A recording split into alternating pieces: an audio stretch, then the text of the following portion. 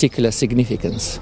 Po sigurisht që kemi një mesazh për zgjedhësit, për votuesit shqiptar, që dita e sotme është vërtet një ditë shumë e rëndësishme, në veçanti dhe sa i përket zgjedhjeve që po ndodhin për herë të parë pas fillimit të negociatave ndërmjet BE-s dhe Shqipërisë, negociata serioze këto që po ndodhin, prandaj po, është pra në fakt mesazhi që shqiptarët të dalin e të votojnë. Janë rreth 2000 vëzhgues të ndërkombëtar të cilët po monitorojnë procesin zgjedhor të 11 majit. A keni marrë ju zoti ambasador sinjalizime për parregullsi apo shitblerje të votës në të gjithë vendin dhe i keni adresuar ato?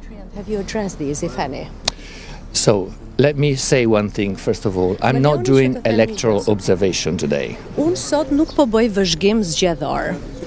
I'm going around and visiting polling stations, talking to people, getting some first-hand impression of how the process is going. Ajo që po bëj unë sot është që po shkoj në zona të ndryshme dhe në qendra të ndryshme votimi për të parë se si po ecën votimi edhe për të krijuar edhe një ndjesi vetë personalisht duke qenë aty i pranishëm se si po ecin zgjedhjet.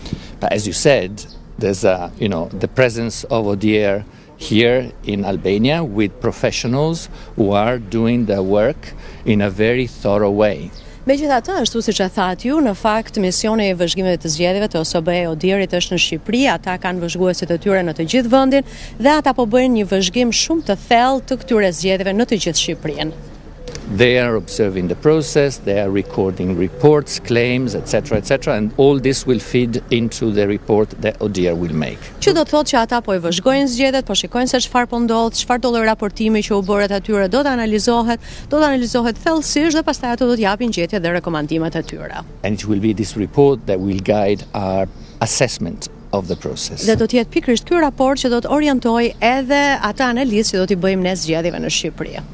Zoti Muzato, të paktën nga përfaqësuesja politike e qarkut Partisë Socialiste është cilësuar që gjatë ditës sotme nuk mund konsiderohet një proces i cili ka qenë te etiqet për shkak të disa incidenteve të cilat janë denoncuar edhe nga Partia Socialiste, por ka patur denoncime edhe nga Partia Demokratike. Nga vizitat që ju keni kryer, ekziston diçka e tillë, si mund të paraqitet situata të paktën në qarkun e Fierit ku ju jeni? I've just arrived in Fier, and in any case I would not comment on specific incidents. I came here actually to meet the prosecutor and the special prosecutors who are posted here in Fier.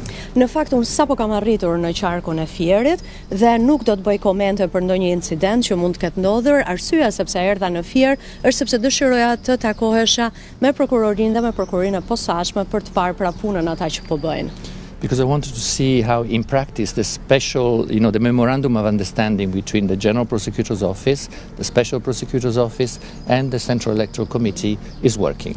Kjo për arsye se dëshiroja të shikoja në mënyrë të veçantë se si po ecën zbatimi i marrëveshjes së mirëkuptimit ndërmjet prokurorisë së përgjithshme, SPAK-ut, por edhe KQZ-s.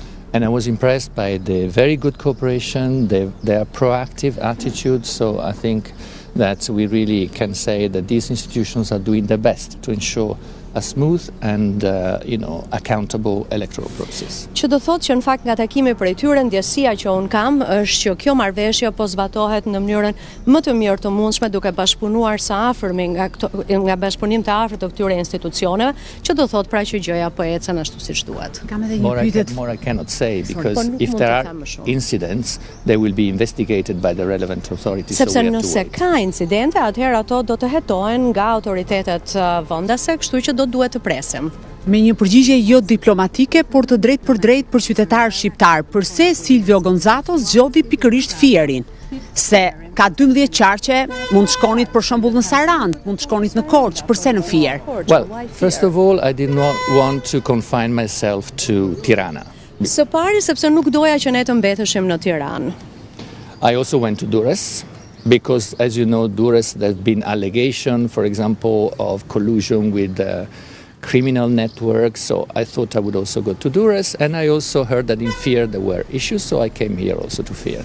Sigurisht që unë isha edhe në Durrës sepse ka patur pra informacione edhe sa u përket bandeve kriminale, kështu që patëm informacione të tjera edhe për në Fier, kështu që vendosa që të vija në Fier.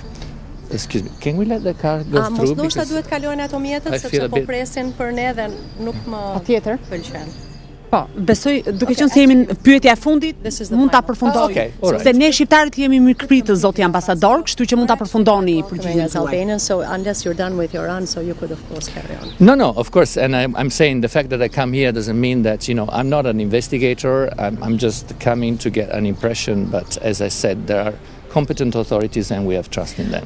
Pra fakti që ne jemi këtu nuk do të thotë asgjë sepse janë autoritetet ato që do të hetojnë, por ne kemi ardhur që të shikojmë gjithsesi se cila është situata. So, thank you very Faleminderit. much Dhe do të jenë for autoritetet coming që do here. të hetojnë ato. Faleminderit shumë.